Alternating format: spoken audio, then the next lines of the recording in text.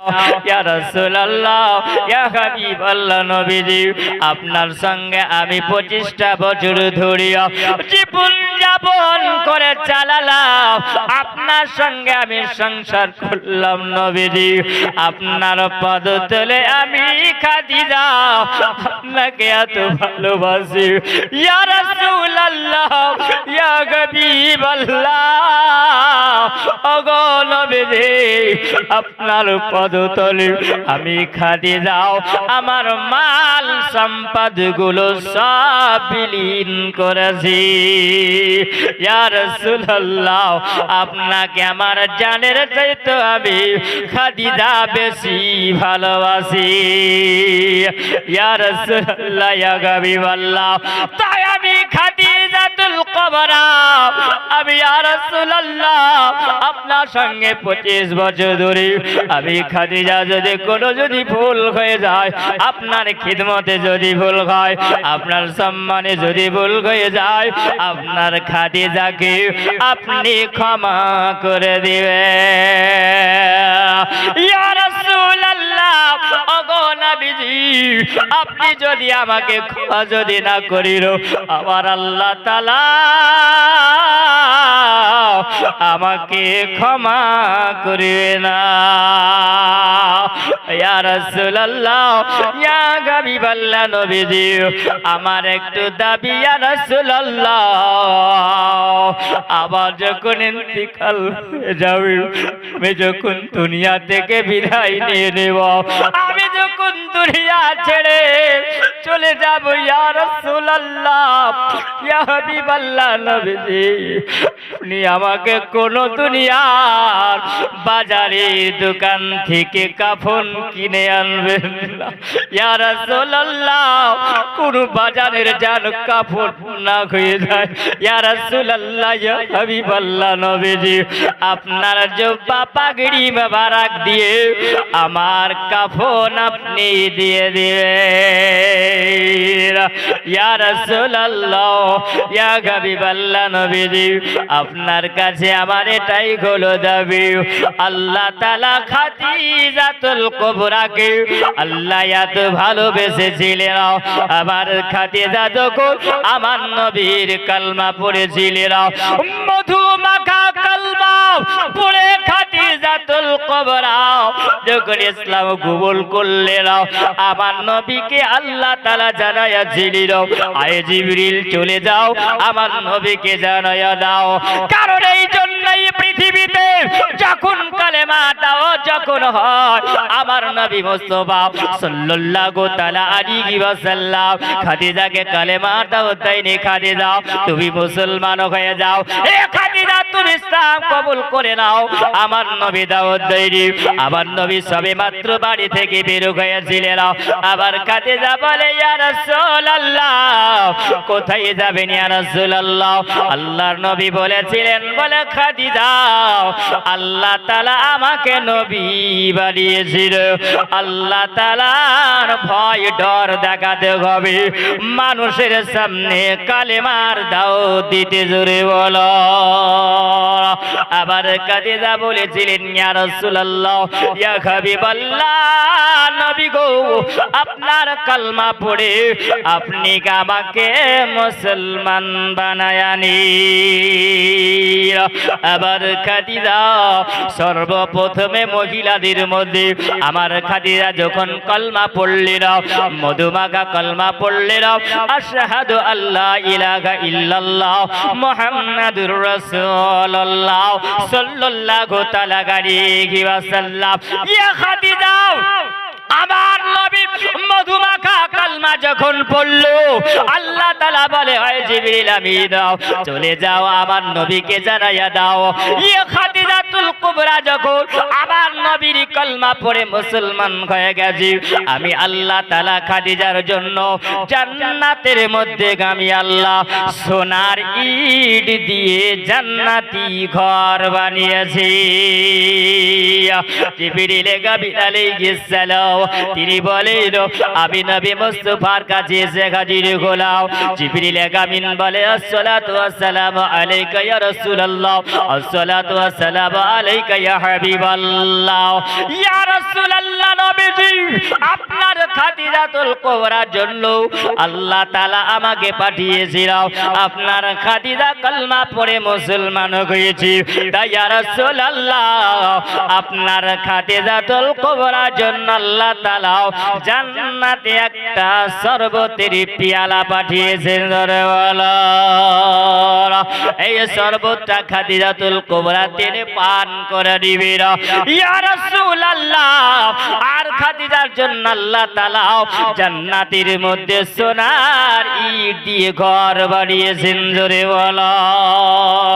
আবার নবী বলেন, খাদিজা তুমি এরকম কথা বলো যে আল্লাহ তাআলা তোমার জন্য জান্নাতের মধ্যে আল্লাহ তাআলা জান্নাতি ঘর আল্লাহ বানিয়েছে। এ খাদিজা তুমি এরকম কথা বলো। আবার খাদিজাতুল কুবরা যখন ইন্তেকাল করেছিলেন, আমার নবী মুস্তাফা সাল্লাল্লাহু তাআলা আলাইহি ওয়াসাল্লাম বলেন, আমার চাচা যিনি ছিলেন আবু তালিব, এই আবু তালিবের ইন্তেকালের পর 3 বছরের পরে খাদিজাতুল কুবরা ইন্তেকাল করেছিলেন। ইন্না লিল্লাহি ওয়া ইন্না ইলাইহি রাজিউন। আল্লাহর নবী নূরের নবী গো, আপনি নবী আবার জীবনের জীবন। আল্লাহর নবী নূরের নবী গো, আপনি নবী আমার জীবনের জীবন। আপনি আমার জীবন সাথী, অন্ধকার কবরের বাতি। আপনি আমার জীবন সাথী, অন্ধকার কবরের বাতি। আপনি নবী আমার নির্জনে রাখজন। জোরে বলো না। আল্লাহর নবী নূরের নবী গো, আপনি নবী আবার জীবনের জীবন। দেখিয়া আপনার মাঝে যা আরে ভগবতী খাদিজা। জোরে বলেন সুবহানাল্লাহ। দেখিয়া আপনার মাঝে যাও, আরে পাগল গো এগুলো খাদিজা। আরে নিজের হাতে, আরে নিজের হাতে সঁপে দিল জীবন আর জীবন। আল্লাহর নবী নূরের নবী গো, আপনি নবী আমার জীবনের জীবন। আপনি আমার জীবন সাথী, অন্ধকার কবরের বাতি। আপনি নবী আবার নির্জনে রাখজন। আল্লাহর নবী নূরের নবী গো, আপনি নবী আবার জীবনের জীবন।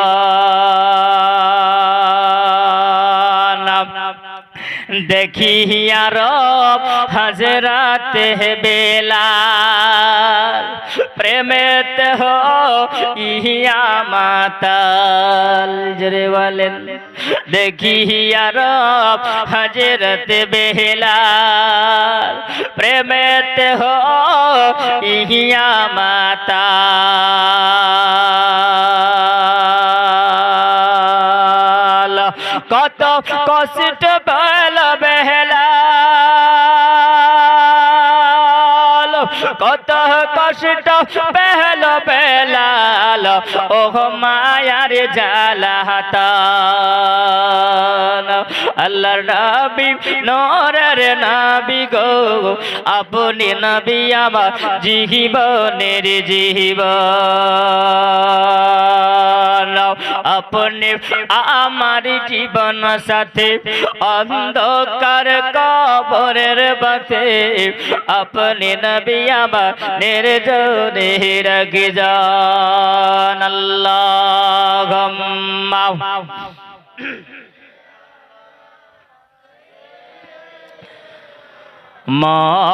মাওলানা মুহাম্মদ ওয়া আলা আলিহি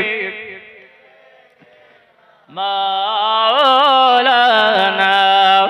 মুহাম্মদ সাল্লাল্লাহু আলা মুহাম্মদ সাল্লাল্লাহু আলা মুহাম্মদ হরদম জবাব सन कला पाक नबी मोहम्मद हरदम जवाब सन कला शाफियाना मोहम्मद सल्लल्लाहु तआला अलैहि वसल्लम अल्लाह नबी खातिजातुल कुबरा सामने আবার নবী দাঁড়িয়ে বলছেন বলে খাতিজাতুল কুবরা যখন ইন্তেকাল করলেন আবার নবীরা বললেন আমার খাতিজাতুল কুবরা ইন্তেকাল করেছিল ইন্না লিল্লাহি ওয়া ইন্না ইলাইহি রাজিউন আমার খাতিজা দুনিয়া থেকে তিনি পর্দা নিয়েছেন আমার নবী মুস্তাফা হযরতে খাতিজাতুল কুবরার দিকে তাকিয়ে আমার নবী বলছেন খাতিজা দুনিয়া থেকে তুমি বিদায় চলে গেছো খাদিজা আমার এই দুনিয়াতে আল্লাহ তাআলা যখন পাঠিয়েছিলেন সুবহানাল্লাহ আমি বাপ হারা ছিলাম খাদিজা আমি যখন আমার মায়ের কাছে ছিলাম মাকে হারিয়ে ফেলেছি খাদিজা মা যখন চলে গেছে আপন দাদুর কাছে ছিলাম খাদিজা দাদুকে যখন হারিয়ে ফেললাম খাদিজা আমার চাচা আবু তালেবের কাছে ছিলাম আমার চাচা আবু তালিব দুনিয়া থেকে যখন চলে যাই ঠিক 3 বছর পরে খাদিজা তুমিও দুনিয়া থেকে পর্দা নিলেন জোরে বলুন সুবহানাল্লাহ বাপ সবাইকে দুনিয়া ছেড়ে যেতে হবে কেউ থাকার জন্য আসেনি তাই না কেউ আগে যাবে কেউ পরে যাবে কিন্তু যেতে হবে এই দুনিয়া ছেড়ে চলে যেতে হবে সবাইকে আপনাকে আমাকে সবাইকে যেতে হবে সবার একদিন হবে কবরের জায়গা জোরে বলেন সুবহানাল্লাহ আমার নবী বললেন এলান করে দাও আমার খাদিজাতুল কুবরার জন্য কবর খোদন করার জন্য জোরে বলেন সুবহানাল্লাহ আমার নবী সাহাবীদেরকে বললেন আমার সাহাবীরাও আমার খাদিজা আজকে দুনিয়া থেকে পর্দা নিয়েছে দুনিয়া থেকে বিদায় নিয়েছে সুবহানাল্লাহ আমার নবী মুস্তাফা বললেন তার জন্য কবরের ব্যবস্থা হয়ে যাক আমার নবী বললেন কবর বানাও কবর বানানোর হুকুম যখন হলো সাহাবীরা কবর খোদন করলেন আল্লাহর নবী সাল্লাল্লাহু তাআলা আলাইহি ওয়াসাল্লাম আমার খাদিজাতুল কুবরার জন্য কবরের যখন হুকুম হলো খাদিজাতুল কুবরার জন্য আমার নবী মুস্তাফা যখন এলান করে দিলেন আমার খাদিজাতুল কুবরার কবর খোদন আরম্ভ হলো কোন জায়গায় হযরতে খাদিজাতুল কুবরার কবর হয়েছিল সুবহানাল্লাহ সেই জায়গাটার নাম কি আজিজানে মুহতারাম আবার নবী বললেন বলে আবার সাহাবীরাও আবার খাদিজাতুল কুবরা দুনিয়া থেকে তিনি বিদায় দিয়েছিল আবার খাদিজাতুল কুবরার জন্য আমার মন ভালো করে কেন এই জন্য মন ভালো করে নাও আমি যখন কালেমার দাওয়াত দিয়ে যখন আসতাম আমি যখন বাড়ি ফিরতাম আমার খাদিজাতুল কুবরা দেখতো আবার নবীর শরীরে যেন রক্ত ঝরা আসে আবার খাদিজাতুল কুবরা সর্বপ্রথমে আমার নবীকে বুকে লাগাতেন জোরে বলো খাদিজার মা সাহাবাত আমার নবী মুস্তাফা সাল্লাল্লাহু তাআলা আলাইহি ওয়াসাল্লাম আপন বিবি খাদিজা দুনিয়া থেকে বিদায় দিয়েছিল। আবার নবীর মন ভালো নয়, আবার নবীর মনটা বড় খারাপ। আমার খাদিজাতুল কুবরার জন্য কবর যখন রেডি করলো, আমার নবী বলেন বলে খাদিজা তোমার আজকে দেশ বিদায় হয়ে যাবে। খাদিজাতুল কুবরার জন্য গোসল হয়ে গেল। আবার নবী মুস্তাফার কামিজ মোবারকটা দিয়াও খাদিজাতুল কুবরার কাফন দেওয়া হয়েছে, জোরে বলো।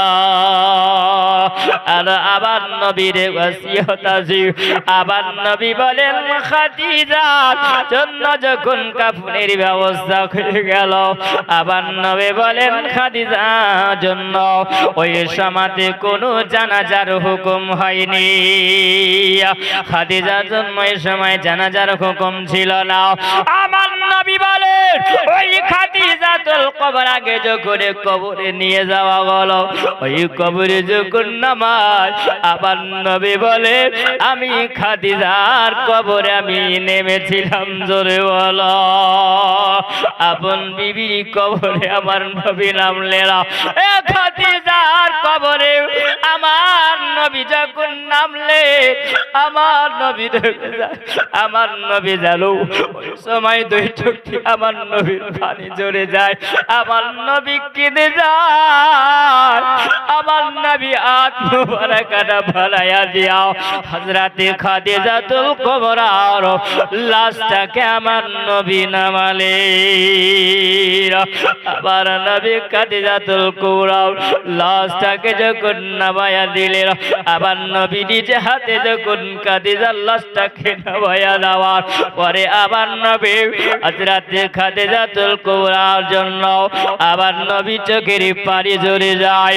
কবর যখন কমপ্লিট হয়, আবার নবী খাদিজাতুল কুবরার জন্য আবার নবী দোয়া করেছিলেন, জোরে বলো।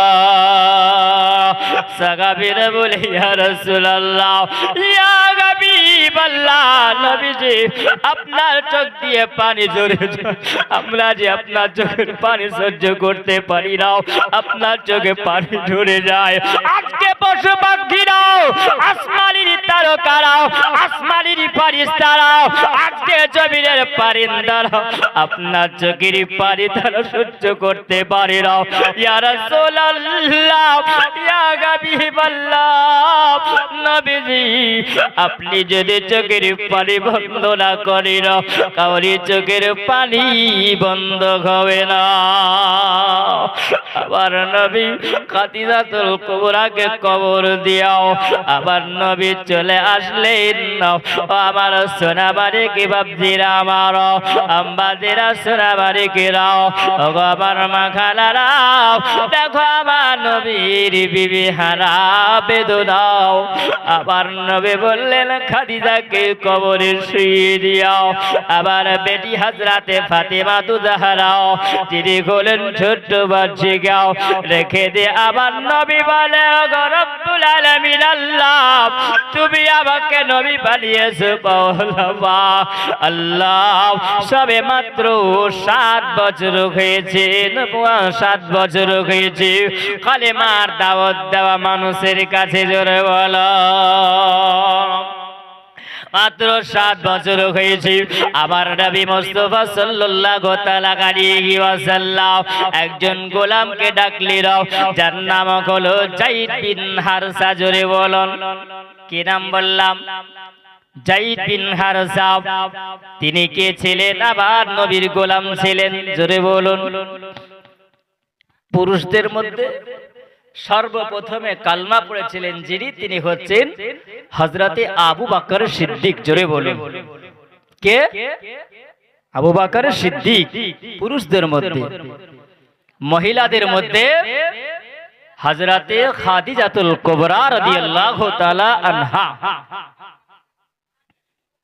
আর বাচ্চাদের মধ্যে হযরতে আলী আল মুর্তজা, তিনি কলমা পড়ে মুসলমান হয়েছিলেন, জোরে বলুন সুবহানাল্লাহ। আর গোলামদের মধ্যে হযরতে যায়েদ বিন হারসা, জোরে বলুন। তিনি কলমা পড়ে মুসলমান হয়েছেন, আমার নবীর গোলাম, জোরে বলুন সুবহানাল্লাহ। যায়েদ বিন হারসাকে আমার নবী ডাকলেন, বলে যায়েদ চলো। কোথায় যাবে আমার নবী? আমার নবী বলেন, মানুষকে আল্লাহর ভয় দেখাতে হবে, ডর দেখাতে হবে, যেতে হবে। কোথায় যাবেন? তো বললেন, ওই জায়গায় কলেমার দাওয়াত দেওয়ার জন্য যাব।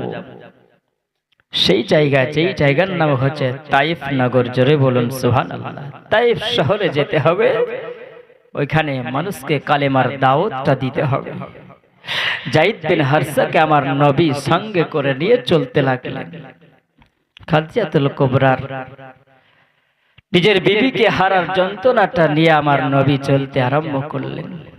আবার নবী যখন চলে যায় যায়েদকে নিয়ে, যায়েদ বিন হারসা বলেন, আমি নবীর সঙ্গে ছিলাম, যখন তাইফ নগরে ঢুকলাম তো সুবহানাল্লাহ, ওই সময় দেখি যেন তাইফ নগরের বাচ্চারা, নওজোয়ানেরা, যুবকেরা ওই জায়গায় আমার নবীকে মারার জন্য দাঁড়িয়ে আছে। আমার নবীকে মারার জন্য দাঁড়িয়ে আছে। মুসলমান, আজকে আমরা কত আরাম আয়েশের মধ্যে আমরা আছি। আমরা হলাম আখিরি নবীর উম্মাত, আমরা হলাম আখিরি নবীর উম্মাত। আমার নবী আপনার আমার জন্য, আমার নবী কত চোখের পানিকে আমার নবী ঝরিয়েছেন, নিজের শরীরের রক্তকে ঝরিয়েছেন আমার নবী। আজকে বলো, আমরা ওই নবীর জন্য কতটুকু আমরা কাঁদি?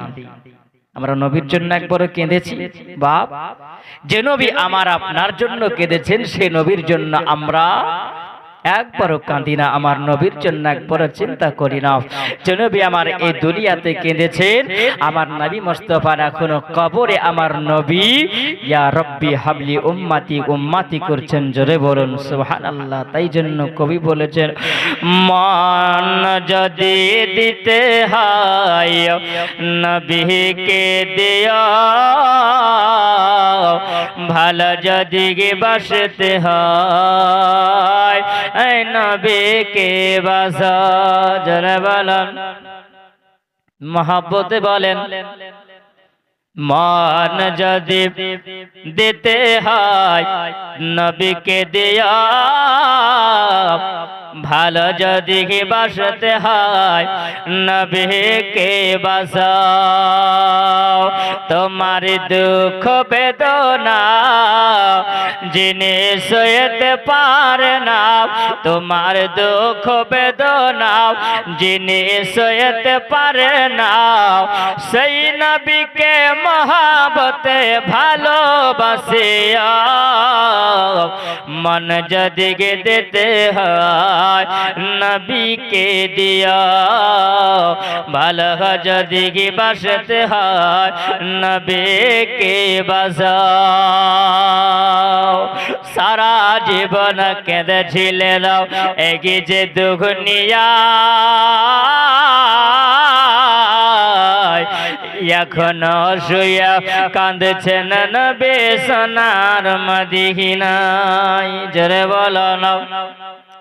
সারা জীবন কেঁদেছিলেন এগিয়ে যে দুনিয়া, এখনো শুয়া কাঁদছেন নবী সোনার মদিনায়। উম্মতেরি পাগল নবী, উম্মতেরি দরদি নবী, সেই নবীকে মহাবতে ভালোবাসিও, মন যদি দিতে হয় নবীকে দিও, ভালো যদি বাসতে হয় নবীকে বাসাও। তোমার দুঃখ বেদনা যিনি সইতে পারে না, সেই নবীকে মহাবতে ভালোবাসিও, মন যদি দিতে হয় নবীকে দিও ভালো যদি বাসতে হয় নবীকে বাসাও পুলস রাতের ধারে নবী দাঁড়িয়ে থাকিবে কিয়াম করাও মিলাদ পড়া দুরুদ পড়াও উম্মত গণকে পার করিবেন জোরে বলুন মহাব্বতে বলেন ইয়া রাসূলুল্লাহ পুলস রাতের পারে নবী দাঁড়িয়ে থাকিবেন মিলাদ পড়াও কিয়াম করা দুরুদ পড়াও উম্মত গণকে পার করিবে সেই নবীর মহব্বতে সেই নবীর মহব্বতে দরুদ পড়িয়া মন যদি দিতে হয় নবীকে দিও ভালো যদি বাসতে হয় নবী के बजाओ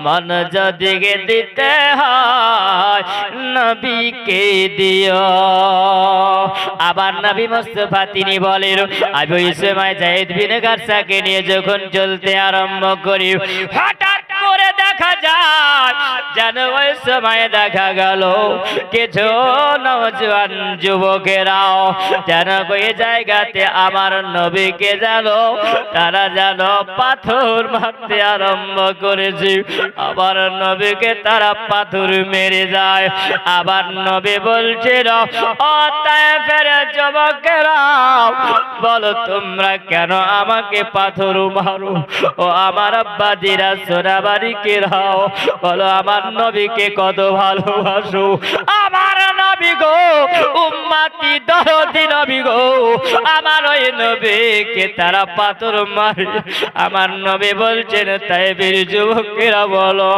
তোমরা এই জায়গায় আমাকে তোমরা পাথর মারো আমি পাগল নয় পাগল নয় আমাকে তোমরা কেন পাথর মারো বলো আমি পাগল নয় আমি গোলাম দু জাহানের নবী রহমাতাল লিল আলামিন আল্লাহ তাআলা আমাকে এই পৃথিবীতে নবী করে আল্লাহ পাঠিয়েছিল আমাকে তোমরা পাথর মেরো না যুবকেরা তোমরা কি আমাকে চিনতে পারো না তোমার নবীকে তোমরা পাথর মেরে মেরে তোমরা লগুলান করে তোমরা কি নবীকে চিনতে পারো না তাই ফির যুবকেরা বলে এ মুহাম্মদ আমাদেরকে তায়েফের সরদার যারাও এই তায়েফের সরদারিরাও আমাদেরকে এই জায়গাতে হাতে পাথর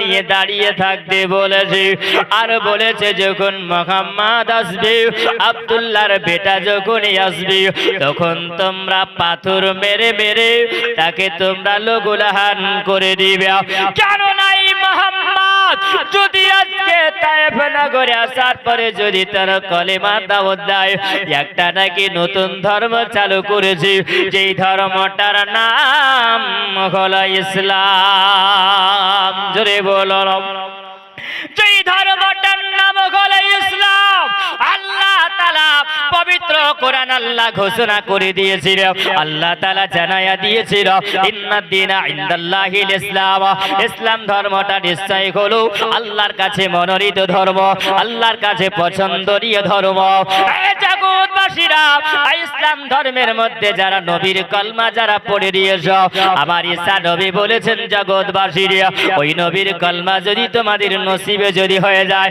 ওই নবীর কলমা পড়নে वाला যদি হয়ে যাও ওই নবীকে দেখনে वाला যদি হও তাহলে তোমরা জান্নাতের হকদার হয়ে যাবে আবার নবীর কথা বলতে আসিল। ওই নবী যদি আসার পরে কালমা যদি দাওয়াত দিয়ে দেয় তাহলে আমাদের বাপ দাদার ধর্মটা থাকবে না, আমার বাপ দাদুর ধর্মকে সব দলিল সাফ করে দিবে। তাই গো মুহাম্মদ, আমরা এই জন্য তাদের হুকুমে এই তায়েফ নগরীর মুরুল দিল, এই তায়েফ নগরীর সরদার দিল হুকুম মোতাবিক আমরা এই জায়গাতে পাথর নিয়ে দাঁড়িয়ে আছি। আবার নবীকে যখন পাথর ভরা হয়, আবার নবীকে যখন পাথরের আঘাত করা হলো, আবার নবীর শরীরটা যেন লহু লাগানো হলো, আবার নবীর শরীর দিয়ে রক্ত ঝরে যায়, আবার নবীর শরীর দিয়ে যখন রক্ত ঝরে যায়, আবার নবী জমিনে পড়ে যায়। ও তায়েফের যুবকেরাও, তোমরা কি আমাকে চিনতে পারো না? আমি গোলাম দয়ার নবী গো। আল্লাহ তাআলা আমাকে নবী করে পৃথিবীতে আল্লাহ পাঠিয়েছিল। আল্লাহ তাআলা আমাকে রাহমাতাল লিল আলামিন করে পৃথিবীতে পাঠিয়েছিল। আবার নবীকে যখন পাথর মারা হয়, আবার নবীকে পাথর যখন মারে, আবার নবী বেহুশ হয়ে জমিনে আবার নবী পড়েছে। যায়েদ বিন গারসা তিনি বলেন, ইয়া রাসূলুল্লাহ, ইয়া হাবিবাল্লাহ, আপনার খিদমতে হয়েছি ইয়া রাসূলুল্লাহ, ইয়া হাবিবাল্লাহ, আপনি কি একটু উঠে যান নবী। যখন আবার নবীকে উঠে দাঁড় করানো হলো, আবার নবীর শরীর দিয়ে রক্ত ঝরে যায়। যায়েদ বিন গারসা বলে, যখন তারা পাথর যখন আমার নবীকে মারলো, ওই সময় যেন আমার নবী মুস্তাফার সামনে যেন আমি যায়েদ বিন গারসা আমার নবীর সামনে আমি ঢাল হয়ে দাঁড়িয়েছিলাম। আমার নবীকে পাথর মারা হবে, আর ওই সময় পাথরগুলো যায়েদের গায়ে লাগলো। যায়েদ বলে, আমার শরীরে যখন লাগে আমার শরীর দিয়ে রক্ত ঝরে যায়, কিন্তু নবীর মহাবত আমার দূর হয় না। জোরে বলুন সুবহানাল্লাহ। আবার নবীকে যখন দাঁড় করানো হলো, যুবকেরাও আবার আবার নবীর দিকে পাথর যখন ছুঁড়ে মারে গো, আমার নবীকে যখন পাথর মারে, আমার নবীর শরীর দিয়ে রক্ত ঝরে যায়। ওই রক্ত ঝরে ঝরে আমার নবী মুস্তাফা পা মোবারক দিয়ে গড়ে চলে যায়। ওই সময় আবার নবী যেন বেহুশ হয়ে পড়লেন। একটা এমন জোরে পাথর মারা গেল, আমার নবীর মাথা মোবারক গায়ে লাগবে। ওই পাথরটা যেন দূরে সরে গিয়া সুবহানাল্লাহ একটা পাহাড়ে গিয়ে লাগলো।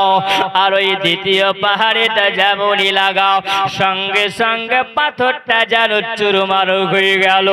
বলো, একটা পাথর ছুঁড়ে আর একটা পাথরকে যদি মারা হয়, ওই পাথরটা যদি টুকরা টুকরা হয়ে যায়, বলো আমার নবীর শরীরে যদি পাথর লাগে, তাহলে আমার নবীর শরীরটা রক্তে জড়িত হয়ে যায়।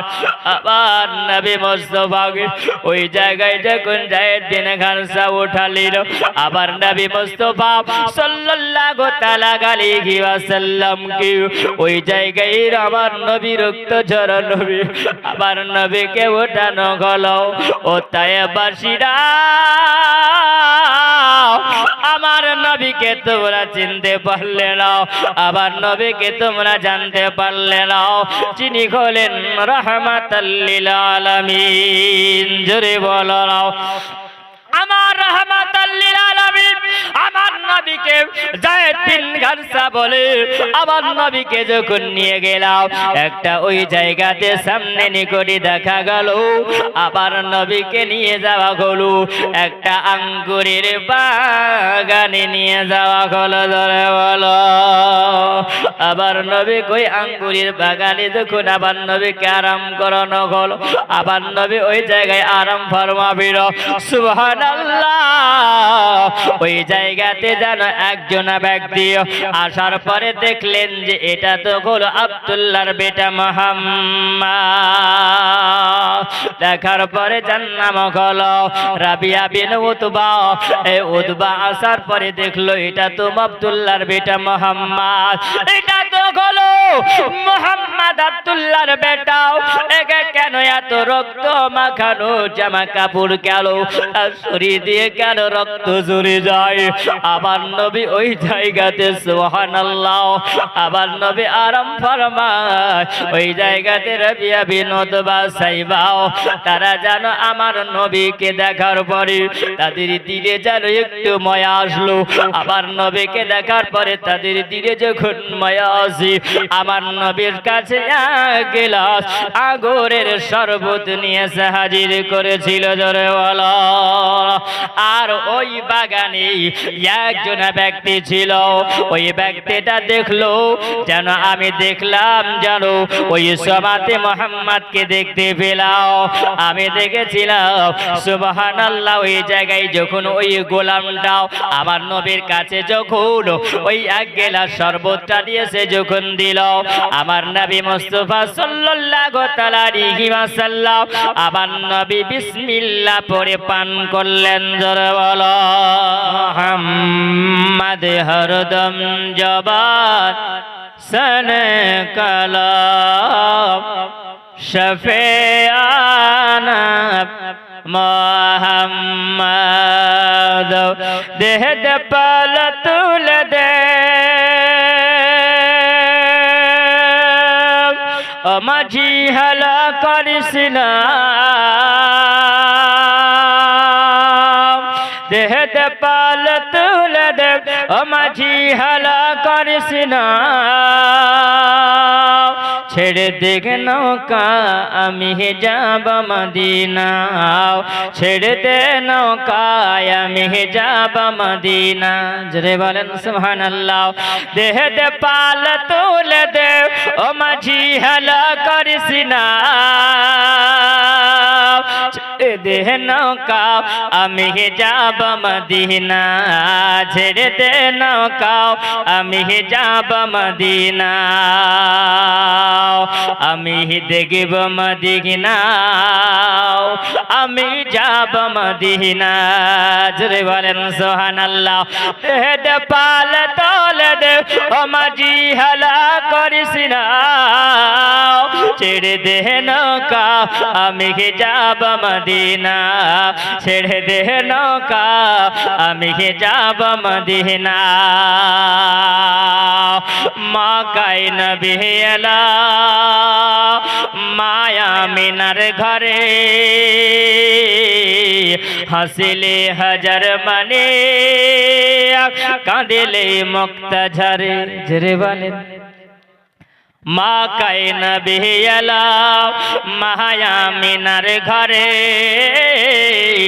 হাসিলে হাজার মানে কাঁদিলে মুক্তা ঝরে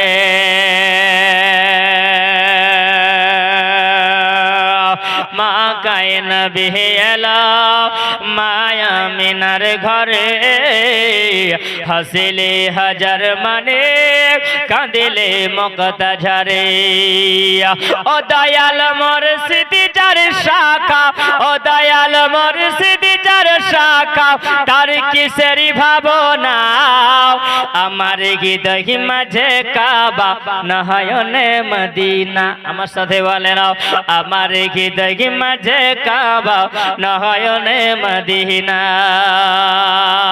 আমি দেখিব মদিনা আমি কি যাব মদিনা দেহ দে পাল তোলে দে ও মাঝি হালা করিস না ছেড়ে দেখে নৌকা আমি কি যাব মদিনা ছেড়ে দে নৌকা আমি কি যাব মদিনা আমি দেখিব মদিনা আমি কি যাব মদিনা আমি দেখিব মদিনা আমি যাব মদিনা অনরে রোশনীতে দুনিয়া গেছে ভরে অনরের রোশনীতে দুনিয়া গেছে ভরে অনরের বাতিকে জ্বালে মুমিনের অন্তরে জোরে বলেন। নরের রসিনীতে দুনিয়া গেছে ভরে, নরের বাতিকে জ্বলে মুমিনের অন্তরে। ও দয়াল মুর্শিদ যার শাখা, ও দয়াল আল্লাহ যার শাখা, ও দয়াল নবী যার শাখা, তার কিসের ভাবনা। আমার হৃদয় মাঝে কাবা, নয়নে মদিনায়, আমার হৃদয় মাঝে কাবা, নয়নে মদিনা। আমি দেখিব মদিনা, আমি কি যাব মদিনা, আমি দেখিব মদিনা, আমি যাব মদিনা। নবী মুস্তাফার কাছে ওই গোলামটা যখন এক গ্লাস শরবতটা নিয়ে এসে হাজির করলো, আঙ্গুরের শরবতটা নিয়ে এসে হাজির করে দিল। আমার নবী মুস্তাফা বিসমিল্লাহ শরীফ বলে আমার নবী পান করলেন। জোরে বলুন সুবহানাল্লাহ। কালো শফিয়ানা মুহাম্মদ সাল্লাল্লাহু তাআলা আলাইহি ওয়াসাল্লাম। আমার নবী মুস্তাফা সাল্লাল্লাহু তাআলা আলাইহি ওয়াসাল্লাম ওই সময় আবার নবী যখন বিসমিল্লাহ পড়ি, আবার নবী শরবতের গ্লাসটা নেওয়ার পরে আল্লাহর নাম দিয়ে আবার নবী শুরু করলেন। আবার নবী যখন পান করে নিলেন, আবার নবীকে দেখলেন। ওই গোলামটা দেখার পরে বলছেন, ওগো রব্বুল আলামিন, ওগো আল্লাহ তাআলা, এই নবীকে মুহাম্মদকে দেখলাম, ইনি কি হলেন সত্যি আখিরি জামানার নবী? জোরে বলুন না, ইনি কি হলেন আখিরি জামানার নবী? কারণ এই জায়গাতে এই তাইফ নগরের কোন মানুষরাকে দেখা যায় না। তারা যখন কোনো খাবার যখন খায়, যখন কোনো জিনিস যখন পান করে নেয়, শরবত যখন পান করে নেয়, তারা তো বিসমিল্লাহ পড়ে না। এই মানুষটাকে দেখলাম, যার নাম হলো মুহাম্মদ, এই মানুষটাকে দেখলাম বিসমিল্লাহ শরীফ পড়ি তিনি পানি পান যখন শরবতটা তিনি পান করলেন। এনাকে জিজ্ঞাসা করা হলো, তিনি বললেন আমার নাম হলো মুহাম্মদ। জোরে বলুন সুবহানাল্লাহ। আমার নবীকে জিজ্ঞাসা করা হলো, আমার নবী ওই গোলামের দিকে তাকিয়ে বলে বাবা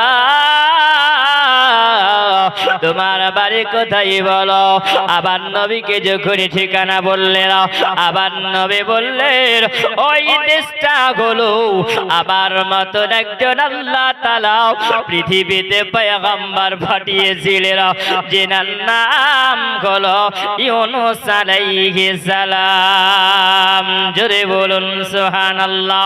আব্বাজি আমার সোনা বাড়িকেরাও, আমার নবী যখন বললেন বলে বাবা তুমি ঘরে ইউনূস আলাইহিস সালাম পয়গম্বরের দেশের মানুষ, সুবহানাল্লাহ, তিনি বলেছিলেন যিনি একজন আল্লাহর নবী ইউনূস আলাইহিস সালামের খবর যিনি বলতে পারেন, তিনি অবশ্যই একজন আখিরি জামানার নবী হতে পারে। জোরে বলো।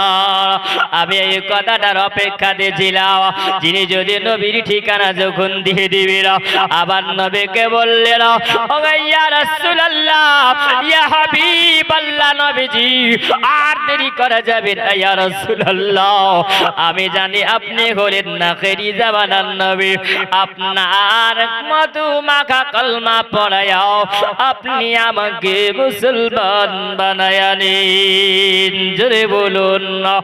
ওই তিনি ওই জায়গায় তিনি মুসলমান হলে নবীর কলমা পড়ে নিলেন। আবার